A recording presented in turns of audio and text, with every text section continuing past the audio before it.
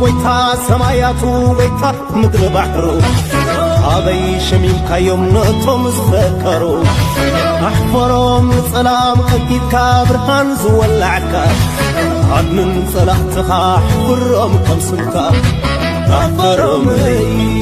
من أكلبي أحفرهم لي أبن حزبي أحفرهم بسحهم كماميرهم أطوار تخمروا نسيلهم نيرو فطرتهم زسروا أحفرهم موني تخالي لأختهم يحزنوا ملكت سحرتهم وجو يكدنوا محلى نيكت سانتا زعابيو سلكي عالمفترت سيطان زيساسيو عمس مغنتهم لغيتنا ماتوا متكلي نقرك البريزيدنت إساس مركب نو البريزيدنت إساس راح مركب يكون كم هزواو جنبار قاسي نهزواو جنبار قاسني 10 شو حتى نحتنا كم تمكر خسر اللي إذا حسباني هذا سلذي أسمر خليه نأسمر صحفات بدن بقرأ قراءة طمية مستوم لعلوه مريحنات نهزواو جنبار نحزي هجدف مساعتهم كراخبيه تمكروا ذو أصلا تهالي خصم يلي بترجع جاني عاوزي زبط تخت تهالي عاوزي حرر تهالي يقاس المبر أنا أقوم أيو لك الله كلاي وانا ناتي متكتر من لك أمانجو حزب تجري أمانجو حزب إرتران نايموتن حياة زمدنا أيو زلنا مس حزب إرتران مس منجس إرتران تبع إسكا زرق تجري كتفتر أي تخيل لو نتا استحلوه تاريخها بهلا قانقا هيمانتا زحق تجري مرأي أي كال كابتو مكوري تكاتلو كل جزء نحن تجارو ندفع نسعر بسمين زمت حيلين على سعرنا بغيش بحال طاليان بقوا مصريو إنجليز بقوا مصريو تركو بقوا مصريو جبس بقوا مصريو اتوانا حرجنا أو سمين يزلو سلز سمين كيعرها من سمين زلك زمدنا ناو نور كيما لسكا حاو حزبن حاو منقسن كيف تركا أنا مسخونة كوربيترو مسخون حلف دو عشان حد خبليين تلك نبوليتيكا زي فلت دونك أرو ويكعب خور زحسب نتايك بالعيد زحسب سب كم تحر حد سواس زولنا تعرض أفنى إثيوبيا دو كاو إثيوبيا بقى زيت زير خير ناس كميل نخنبر تجري كميل حجر تكون تجري كميل زيك تكون عرس مركزة زي أمن تجري سلام تقاتلتي سول ميديا بززلهم وسلام في مزاح عندك كنت إيرترا ونذكر من تاينرس عندابولكو ناي حاونا تقدر بيتر أتقدمت كومنت أبغى أقول فولكم سبسكرايب بالمقبل كتبارات عوان داتلابوغو خمزة أمتو سمعوت صنعهم ود بيتو بتتهبو زلخا قصالي أستمهرو أبلبهم يحضروا تقارون ود بيتو زامسولو نتقراي كساغروا يقوليم نارقا مبزحتهم سخيرهم كمون بحاسو سلزتنفعو بحاسو سلزتقوبو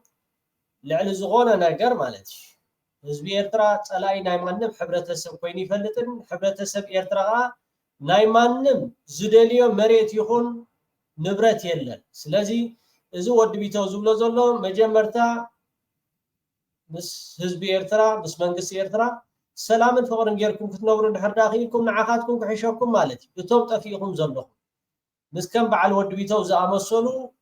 منسيات كمون عبيتين عاشتو حبير كاخسر حكالي سلازي قصلو توم قال حلايات عايشو نزو ود بيتو دزاربو زلو إيرترا وا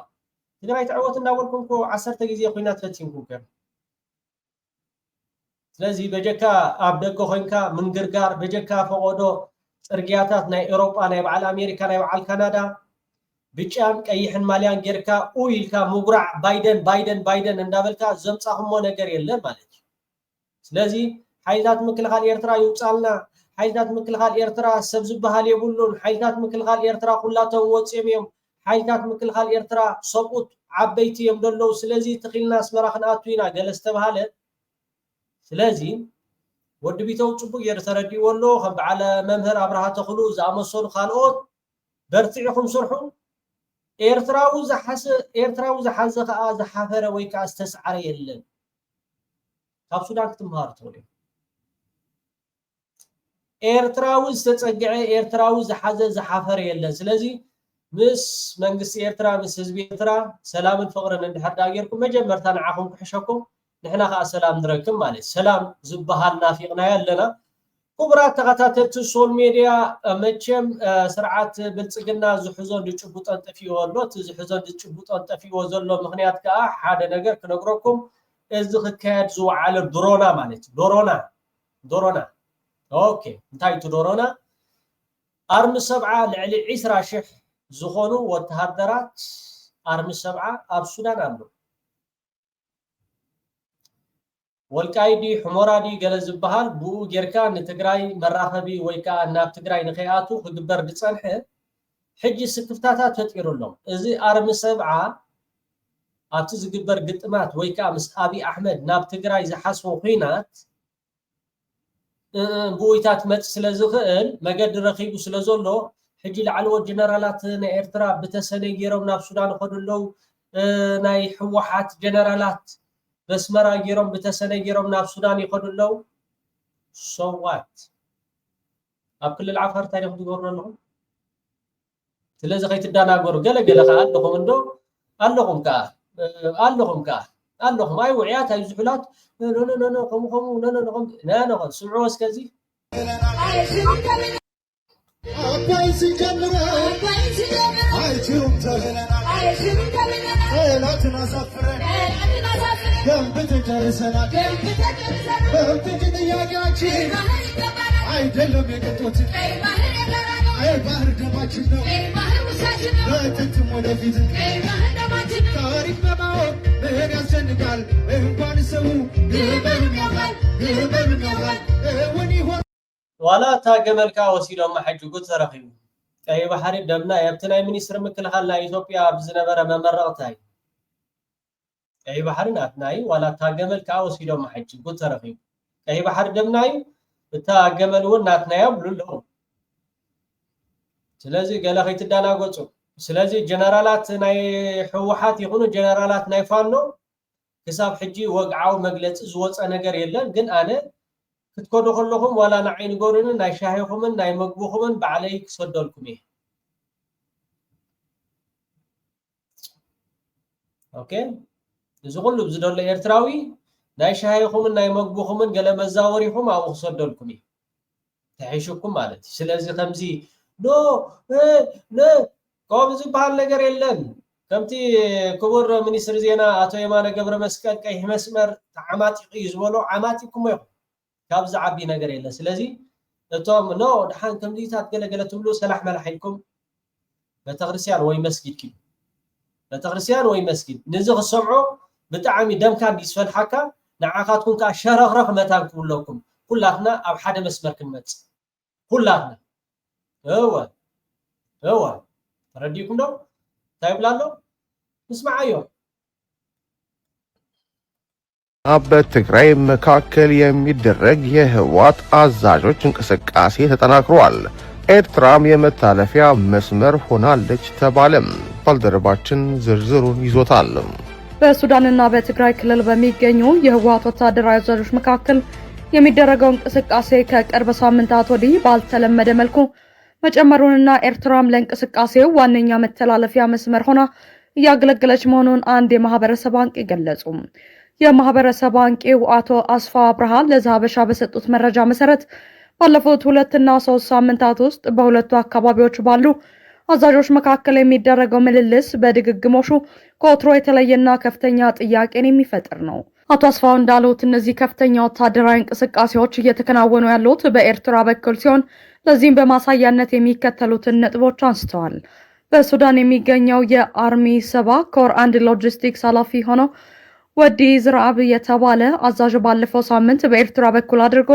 ወደ ትግራይ ገብተዋል። በተመሳሳይ የአርሚ 60 አዛዥ ሆኑት ጀነራል ፍስሐ ማንጁስና አንጻቅ ዛሬ ከትግራይ ተነስተው በኤርትራ በኩል ወደ ሱዳን ማቅናታቸውን መረጃዎች እንደሚያመላክቱ ተገልጿል። ከአዛዦቹ እንቅስቃሴ በተጨማሪ በሱዳን የእርስ በርስ ጦርነት ውስጥ እየተሳተፉ ነው የተባለው የህወሓት አርሚ 7 ኮር 2 በጦርነቱ በደረሰበት የሞትና የመቁሰል አደጋ ምክንያት የተመናመነውን የሰራዊት ቁጥር ለማካካስ ከትግራይ አዲስ ታጣቂዎችን ማስገባቱም ተጠቁሟል። እነዚህ አዲስ ታጣቂዎች ከ10 ቀናት በፊት ከትግራይ ተነስተው በኤርትራ በኩል በማለፍ የሱዳኗን ከተማ ተሰነይ እንደገቡ አቶ አስፋው ገልጸዋል። መረጃው ናይ ሱዳን ከተማ ተሰነይ ኣብ ኤርትራ ትርከብ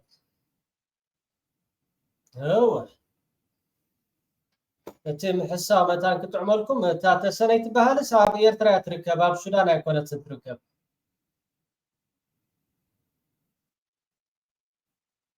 እጂ ባቃ ዝሕዝቦን ዝጭብጦን ይጠፊኦም ዘሎ እቲ ምክንያት ከዓ እንታይ እንድሕርዳይና ድሕዝቦን ዝጭብጦን ይጠፊኦም ዘሎ እዚኣቶም ብኤርትራ ገይሮም ናብ ትግራይ ከኣትው ይኽእሉ እዮም ዝብል ገምጋም ገይሮም ኣሎ እዞም ልዕሊ 20,000 ወተሃደራት አርሚ 7 ዝበሃሉ ብሱዳን ገይሮም ብኤርትራ ገይሮም ናብ ትግራይ ከኣትው ይኽእሉ እዮም ስለዚ ን4 ኪሎ ብጣዕሚ ኣዝዩ ኣስጋኢ ስለዝኾነ ቴንኪዩ ጋዜጠኛ ተገዲስካ ነዚ ቪድዮ ትሰደድካለይ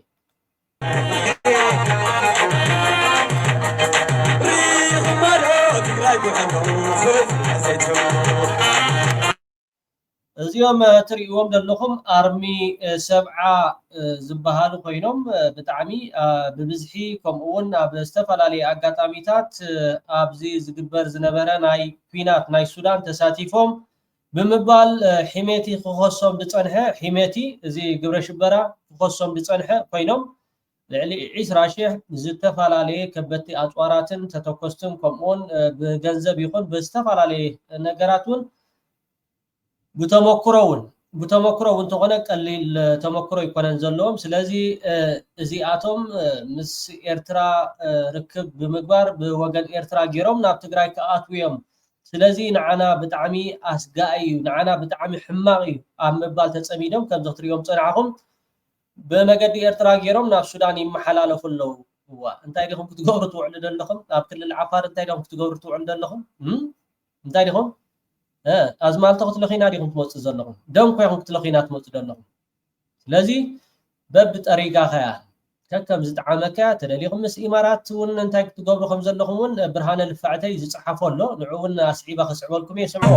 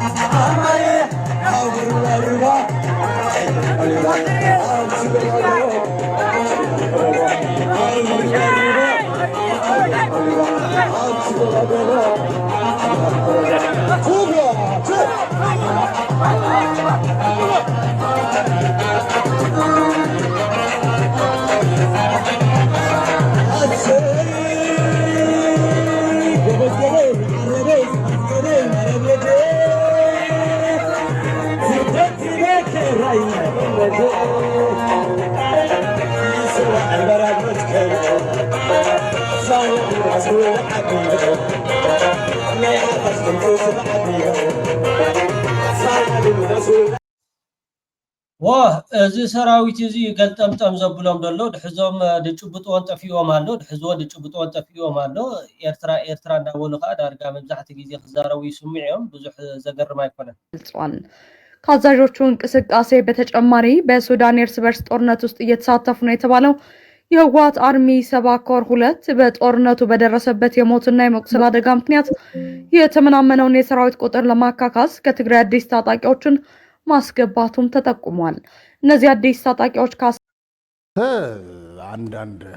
እንግዲህ ከፍተኛ የመንግስት ባለስልጣናት ደብረጽዮንን ጠርተው አነጋገሩት። ምን እየሰራችሁ እንደሆነ እናውቃለን እና በዚህ በኩል ከሻዕቢያ አመራሮች ጋር ሰዎች ይገናኛሉ የእናንተ ሰዎች ሲሉት በጭራሽ አላቸው። ማን ይሄን የሚያደርገው የኛ አመራር ምናምን አለ። ደብዳቤ አቀረቡለት። እሱ የጻፈው ራሱ የጻፈው ራሱ ፊርማ ያለበት የራሱ ማህተም ያለበት። እሺ ምንድነው የሚለው? በቃ እነዚህ ሰዎችን ከናንተ አመራሮች ጋር ከሻዕቢያ አመራሮች ጋር እንዲነጋገሩ ልከናል ብሎ ስም ዝርዝር ነው እንትን የሚለው። ይሄ ደብዳቤ ማን ነው አሉት። በእኔ ስም ተጨበርሮ የወጣ እንዳይሆን፣ ነገር ግን ከኛ አመራሮች ከሻዕቢያ ጋር የተገናኙ ካሉ እናስራቸዋለን፣ ዛሬውን እርምጃ እንወስዳለን ብሎ አረፉ። ይሄን ያክል እዚህ ጋር ስታገኘው እዚህ ጋር ይኸውልህ ብልጽግና ባንዳ ነው ብለው ጌታቸውን ፈርጀው እንደገና እኛ ብልጽግና እንሆናለን አቅርቡን የሚሉ ሰዎች ናቸው። እዚህ ጋር ከዶክተር አድርገናል። አሁን ወደ ዕለቱ ዜና እናመራለን። የኤርትራ መንግስት አደጋነቱ ለኤርትራ ህዝብ ብቻ ሳይሆን ለጎረቤት ሀገራት እንዲሁም በቀይ ባህርና በአፍሪካ ቀንድ ላይ ጥቅም ላላቸው ወገኖች ጭምር በመሆኑ ሊደግፉን ይገባል ሲል የኤርትራ አማጺ ጥሪ አቀረበ። የሌላኛው አማጺ አመራር ደግሞ ጎዳናዎች ሁሉ ወደ አስመራ ይወስዳሉ የሚል መልእክት አስተላልፈዋል። የቀይ ባህር አፋር ዴሞክራሲያዊ ድርጅት ያሰለጠናቸውን ታጣቂዎች መስመረቁን በተመለከተ ባወጣው መግለጫ እንዲሁም የንቅናቄው መሪ ባስተላለፉት መልእክት ትግላቸው የኤርትራ መንግስት ለማስወገድ መሆኑን ግልጽ አድርገዋል። የሰለጠኑት ታጣቂዎች ሽምቅ ውጊያን ጨምሮ ከፍተኛ የሆኑ የውጊያ ጥበቦችን የተማሩ መሆናቸውን በመግለጽ ዓላማችን የቀይ ባህር አፋርን ደህንነት ለማስጠበቅና መሬታችንን ነፃ ለማውጣት ነው ብለዋል። የአማጺው የቀይ ባህር አፋር ዴሞክራሲያዊ ድርጅት ሊቀመንበርና የሰራዊቱ ኮማንደር ኢብራሂም ሃሮን የተዋጊዎቻቸውን ብቃትና ዲሲፕሊን በማወደስ ዓላማችን ሕጂ ነዚ 10 ጊዜ ዝደግመልኩም ዘለኹ ስለምንታይ ንሳቶም ስለ ዝከታተልዎ ንዓኻ ሓራም ንኤርትራ ከዓ ከምዚ ዘይምልከታ በቃ ንኤርትራ ከዓ ኢዳን እግራን ኣሲርካ ክትህረም ኣለዋ። ንሕና ግን ከም ድልያትና ንግበር ነሰልጥን ተደሊና ንተኩስ ተደሊና ከም ዝበሃል ነገራት ከምዚ የለ ከነዘኻኽረኩም ንፈቱ ኣይትዕፈሩ። ኣነስ ወረጋ ኣብ ዝቐረባ ግዜ እቶም ላዕለዎ ሰብ ስልጣናት ናይ ኤርትራ ከምኡውን ናይ ሕወሓት ናይ ሱዳን ብሓንሳብ ኮይኖም እቶም ጀነራላት ስእሊ ደትሰዱ ኣብዚ ፌስቡክ ድዩ ኣብ ትዊተር ኩላቶም እቶም ኣብ ኣዲስ ኣበባ ዘሎ ገሊኦም ኬንያ ገሊኦም ኢማራት ገሊኦም ከዓ ናብ ኣሜሪካ ከሃድሙ ስርዓና ነርና ስለዚ ማዕረ ክንደይ ኣብ ከብዶም ኣትዮም ከም ዘሎ ዘርእየካ እቲ ቀይሕ ባሕሪ ዝበሃል ካብቲ ውሽጣዊ ናቶም ሕማም ንምህዳም ተዘይኮይኑ ወላ ሓደ ዘምፅዎ ነገር የለን። ተጋዳላይ ብርሃነ ብዛዕባ ሓደ ኣገዳሲ ሓበሬታ ዝኾነ ፅሑፍ ኣብ ማሕበራዊ ሚድያ ፅሒፉ ነይሩ። በዚ ኣጋጣሚ ቴንኪዩ ረም ንኣምን ተገዲስካ ነቲ ፅሑፍ ኣንቢብካ ድሰደድካለይ ብልቢ ከመስግነካ ይደሊ። ብመጀመርታ እቲ ፅሑፍ ኣገዳሲ ስለ ዝኾነ ከስምዓኩም እየ። ዝረብ ዘሎ ዘረባታት ከዓ ከም ናይ ዕሸላት ዕንደራ ተወሲዱ ኣይትንቀኽን ኢኻ ማለት ኣይኮነን። ዓሻውን ኣርመካ ኽእል እዩ ወላ ሓንቲ ፀገም የለን። ከምኡታት ክትዳሎ ትኽእል ኢኻ ካብ ዓቕሙ ላዕሊ ግን ክጋነን የብሉን። ንዓታቶም እየ ድብለካ ስነ ኣእምራዊ ኮይና ድብለካ ዘሎ ንነፍሲ ስነ ኣእምራዊ ፍወሳ ትገብር ዘሎ ንናቱ ራዕድን ናቱ ፍርሂ ናቱ ድንቁርና ናቱ ዕሸልነት ንዕኡ ክጉልብብ ምእንቲ ስነ ኣእምራዊ ኮይና ተካይዳ ኣለኹ ድብለካ ንመን ከተሰናብን ንመን ከተባህር። አብይ አሕመድ ዓሊ ብጎረርኡ ስለ ዝተሓንቀ ኩናት ክገብራ እዩ። ከም ናተይ እምነት ኣብ ሓፂር መዓልታት ናብ ኩናት ዘእትዎ 5 ነገራት ኣለዉ። ኣብዚ ሕዚ እዋን ምስ አብይ አሕመድ ጠጠው ኢላ ዘይተሓለለ ሓገዝ እናገበረት ትርከብ ሃገር ኢማራት ዓረብ እያ። ብሰንኪ ስሑትን ድንቁር ዲፕሎማሲያዊ መንገዲ አብይ አሕመድ ዳርጋ ምስ ዝበዝሓ መሓዙት ኢህአዴግ ዝነበረ ሃገራት ተነኻኺ እዩ። ክሳብ ሕዚ ኢማራት ዓረብ ምስ አብይ አሕመድ ጠጠው ዝበለትሉን ዘይተሓለለ ሓገዝ ትገብረሉን ዘላ ቀንዲ ምክንያት እታ ሃገር ኣብ ዞባ ቀይሕ ባሕሪ ዘለዋ ጂኦፖለቲካውን ቁጠባውን ኩቱር ድሌት እዩ። እታ ሃገር ቅድም ክትብል ምስ ኤርትራ ዝነበራ ንግዳዊ ምትእስሳር ቅድው ስለ ዘይነበረን መንግስቲ ኤርትራ ካብ ሃገሩ ስለ ዝሰጎጋን ኣብ ልዕሊ ኤርትራ ኣሕኒኣን ምፍዳይ ወደብ ዝብል ኣጀንዳ ንአብይ አሕመድ ብምሃብ ስርዓት ብልፅግና ኦሮሞ መቕበሪኡ ንሳ ኣጀንዳ የሰራስር ኣሎ። ንአብይ ኣሕመድ ልዕሊ 4 ቢልዮን ኢማራት ዓረብ በዚ ከየብቅዐት ገጽ ምድራውያንን ርእሰ ምድራውያንን ሃብተ ጸጋታትን ኢትዮጵያ ንምዝራፍ ካብ ኣየር ብመራኽብ ኣዝዩ ኣፎዳብል ስለ ዝኾነ እዩ ኣብይ ኣሕመድ ንዞባ ምዕራብ ትግራይ ነኺሱ ሒዙ ዘሎ ብቐንዲ ኢማራት ዓረብ ንዝህባ ኣቐዲሙ ቀብዲ ስለ ዝተቐበለን ውዕሊ ስለ ዝተኣሳሰር ይመስል ስለዚ እቲ ኩናት ናይ ኢማራት ዓረብ ድፊት ዘለዎ እዩ ኣብዚ ነጥቢ እዚ ድማ ኣርሚ ሰብዓን ምንቅስቓሳት ሓመድ ደጋሎ ምክትታል ከድልዮ እዩ ትግራይን ተነቢማ ኣንጻር ስርዓት ብልፅግና ኦሮሞ ምስ ዝኾኑ ምስ ናይ ኢትዮጵያ ዕጡቓት ሓይሊ ጥራሕ ዘይኮነሲ ምስ የመን ዕጡቓት ሓይሊ እውን ምትእሳር ክትፈጥር ግባእ ዱባይ እውን ወይ ድማ ኣቡዳቢ ክድንግፅ ኣለዋ ናይ ኢማራት ዓረብ ኢኮቲዝም ናህሪ ክተኣጓጎል ብምግባር ፍሰት ዑደተኛታት ናብ ሃገር ብምልካይ ኣገዳሲ እዩ ወርቂ ትግራይን ኢትዮጵያ እናተጋሕጠጠ ብብሄራዊ ባንኪ ኣቢሉ ናብ ዱባይ ዝገረሉ ምክንያት ኣብይ ኣሕመድ ቅድም ክብል ዝተዓደዮ ዕዳ ክኸፍል ግድነት ስለ ዝኾነ እዩ ኣብይ ኣሕመድ ንወርቀኛታት ትግራይ ናብ ቀፅሪ ሓሳቦም ቁፅሪ እናለኣኸ ንሱ ወርቆም ይወስዶ ኣሎ ትማሊ ምሸት ናይ ኢማራት ዓረብ ዜጋታት ዝኾኑ ኦፕሬተራት ድሮናትን ወታደራዊ መኮንናትን ኣዲስ ኣበባ ኣትዮም እዮም ኣብ ሃያት ኣጀርስ ሆቴል ዕሪፎም ኣለዉ ቅድሚ 2 ሰሙን ኣሜሪካውያንን ቱርካውያንን ኣባላት ሓይሊ ኣየር ንኢትዮጵያ ስልጠና ሂቦም እዮም ቅድሚ ሰሙን ናብ ቱርክን ናይ ኢማራት ዓረብ ወታደራዊ ስታፍ ናይ ድሮን ኦፕሬሽን ጂኦፖለቲካል ላንድስኬፕ ስልጠና ሂቦም እዮም ናብ ባህርዳር ጎንደር ሰመራን ቡሬን ዑደት ገይሮም እዮም ክልተ ደርግን ኢሃፓን ሚኤሶን ኮነ ደቆም ኣብ ዝተፈላለዩ መሓውር ናብ ማእከላይ መንግስቲ ስልጣን ሒዞም ስለ ዘለዉ እቲ ሕዚ ዘሎ ናይ ፌደራል ስርዓት ኣብ ልዕሊ ህዝቢ ትግራይ ሕዱር ቂም ዘለዎም ኣካላት ወዲቑ እዩ ኣሎ እዞም ኣካላት ብፖለቲካውን ባህርያቶም ፀረ ተጋሩ ስለ ዝኾኑን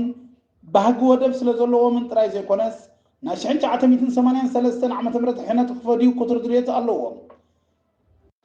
እኒ ኣባ ዱላ ገመዳ ካሳየ ጨመዳ ብርሃኑ ጁላ ዳንኤል ክብረት ብርሃኑ ነጋ ወዘተ ይሰፓ እዮም ኣብይ ኣሕመድ ነዞም ድሑራት ብዝግባእ ይጥቀመሎም ኣሎ ሰለስተ ውሽጣዊ ፖለቲካዊ ኩነታት ኢትዮጵያ ንኣብይ ኣሕመድ ናብ ዝለዓለ ወጥሪ ስለ ዝሸምም ካብዚ ንምህዳም ኪናት ክውላዕ የጋድዶ መረፃ ዘይሕሰብ እዩ ኣርባዕተ ንኣብይ ኣሕመድ ንባንዳታት ትግራይ ብፍላይ ከዓ ከም ጻድቃን ወዲ ኣሸብር ተመን ዮሃንስ መንጋግ ጌታቸው ረዳ ሳሞራ ዮኑስ ወዘተ ዝኣመሰሉ ወተሃደራትን ፖለቲከኛታትን ሒዙ ንሕወሓት ከጥፍእ ከም ዝኽእል ስለ ዝኣምን ናብ ዓሰብ ኣብ ዝግበር ወፍሪ እቲ ኩናት ፖለቲካን ብሓፈሻ ብቕዓት ክምራሓሉ ዘለዎም ሸውሃት ስለ ዝዕዘብን ሓሙሽተ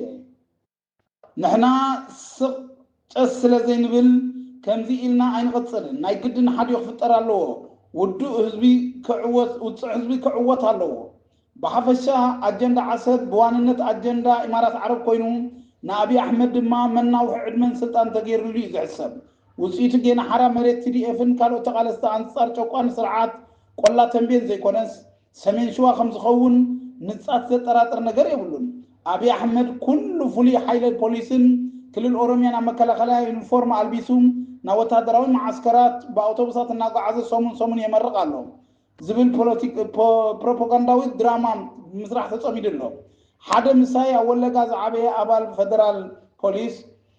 ብሬ የምናውቀው ልዩ ኃይል ጓደኛችን ለሶስተኛ ጊዜ ወታደር መስሎ ተመርቋል ኢሉ ክምስ አቢልኒ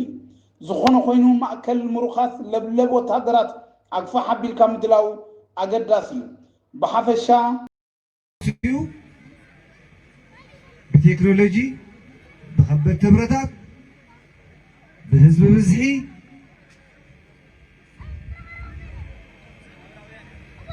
ክንውጀኩም ኢና ይብል ኣሎ ኣይንውዳእና ትምሰብ ኣይንገቡ ይፍተው ይስሉ ከም ቀደም ኣይኮነን ከም ዝሓለፈ 2013 ኣይኮንና ኣሎም ንሶም እውን ከምቲ ናይ ሽዑ ኣይኮኑ ተበታቲኖም እዮም ኩለን ክልላት ዝበሃላ ሓቢሮም መፅኦምና ሎሚ ኩለን ክልላት ዝበሃላ ሓቢሮም ክመፃ ይኽእላን ብሓደ ገፅ ነንባዕሎም ኣብ ውግእ ኣሎ ኣምሓራ ክውርር ክመፀና ኣይኽእልን ንቀደም ኣብ በዓል ዘሎ ክዓርግ ክኽእል ኣለዎ እቲ ሓደ ምስ ኤርትራ ዝነበሮም ዕርክነት ተበጢሱ እዩ ኤርትራ በዚ መፂ ንዓና ክኣቱ ኣይኽእልን ኳዳስ ፅምዶ ብዝብል ዝኾነ ሓሳብ ህዝቢ ንህዝቢ ኣብ ዝግበር ርክብ ሓደ ደረጃ በፂሑ ኣሎ ምስ ትግራይ ذكره هو يخل أبشوا خوينهم كفرارنا يخلون يوم جم نحناون كالي نالهم نسمون كالي كم زخانو لوني كفت اللوه قدمون سيرتراوان زباس نجر أين مرة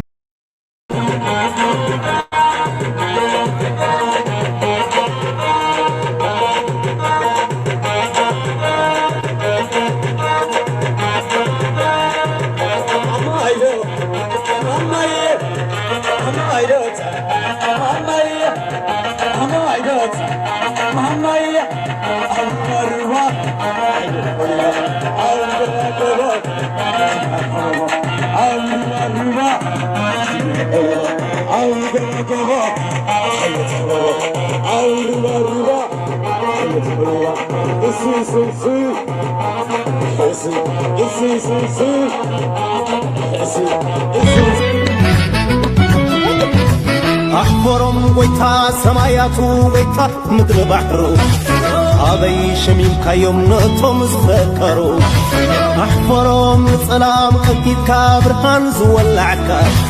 عدن صلاحتها أحفرم كم سنكا أحفرم لي من أكلبي أحفرم لي حابن حزبي أحفرم بسحم كماميرم أطوار تخمرو نسيل ومنيرو فطرتم زسرو أحفرم موني تخالي لأختم يحزنو لكت سحرتهم وجو يكدنو محلى نيكت سانتا زحابيو سلكي المفترت سيطان زيساسيو عمس مغنتهم لغيتنا ماتو